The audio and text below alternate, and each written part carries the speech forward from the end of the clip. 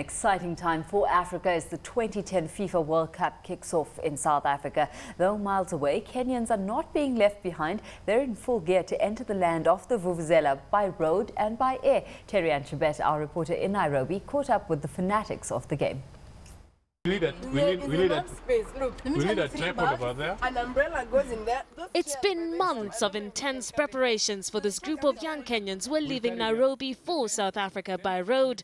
It will be a 6-day road trip traversing 5 countries with Tanzania, Zambia, Botswana and finally into the Rainbow Nation. A journey that's well over 4,000 kilometers.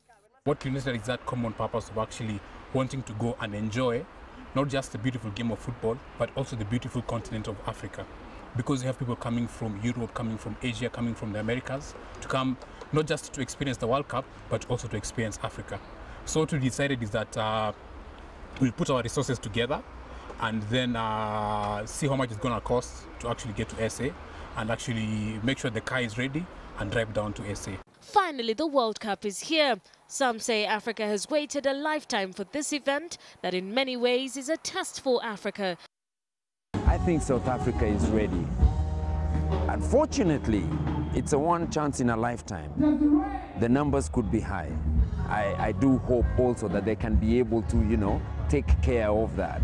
But with what I saw there, I feel confident that they are able to do it. For Africans, this is an opportunity to show the rest of the world that we can probably manage and even host a world-class event. I'm just excited about going. I think there's so many good African teams. I'm just hoping that maybe the Ivory Coast or something like that is in my quarterfinal. Now fans from across the continent are calling this Africa's World Cup, with the continent well represented by 6 teams. Fans, as well as fanatics, are waiting with bated breath to see how their favorite teams are going to perform. England. Yeah, I support England because it's a team I've been liking all along. I'm expecting either Spain or Brazil to take the World Cup. I'll be supporting Argentina myself. I've always been an Argentinian fan. Since this time it's in Africa, I think the African teams really are going to go far, especially South Africa. It always is like that.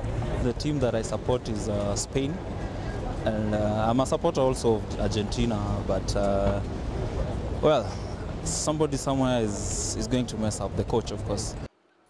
The vendors are cashing in on football merchandise. Top on the cards are African teams such as Nigeria, Ghana and South Africa, but Brazil and Argentina jerseys are also featuring high.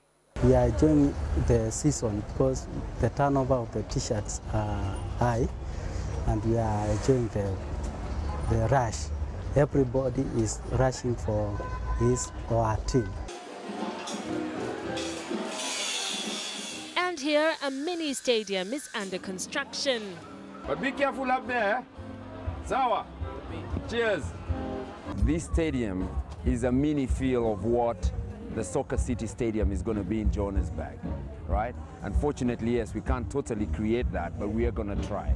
We want to make sure that we can have a capacity of about 400 people, comfortable, sitting. The benches are there, the seating is there. We'll have a small VIP portion at the front. And I think the best part is the 3 huge screens behind there that will give you a live feel. The sound system is there. It's going to be heavy. It's going to be good. It's going to kick. There's been a debate about how South Africa will benefit economically from the event. That's apart from the world-class infrastructure. There's been a lot of criticism that South Africa has spent way too much money. They've spent $9 billion on the roads. I wish we'd spent $9 billion, but and in that basically all foreign corporations have taken over this whole World Cup. There's a criticism that the official restaurants, McDonald's, Shakira singing the song. But we know all that. This was never going to be about trickle-down economics. This is the World Cup. And I think what is really exciting about it, I think the real big thing is it's going to change the way people look at Africa. Everybody has looked at Africa through propaganda and irrational. As long as they look at us and see what's really going on, I think that's going to be the biggest win of all. With focus on the World Cup, Kenyan football has also come under fire.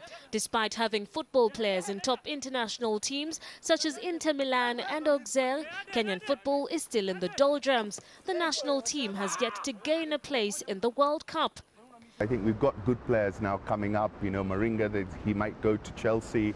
So we've got the players there. We just need to get a little bit organized, I think. I think if we can get the thing organized, we have a good chance. Now, the World Cup is the biggest event ever to be held on African soil.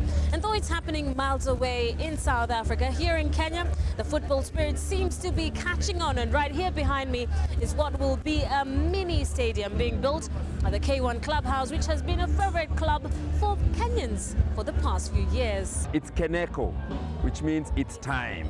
It is here now. It is going to happen. Thumbs up. 5 Kenyans, 1 car, World Cup, here we come. 5 Kenyans, 1 car, World Cup, here we come.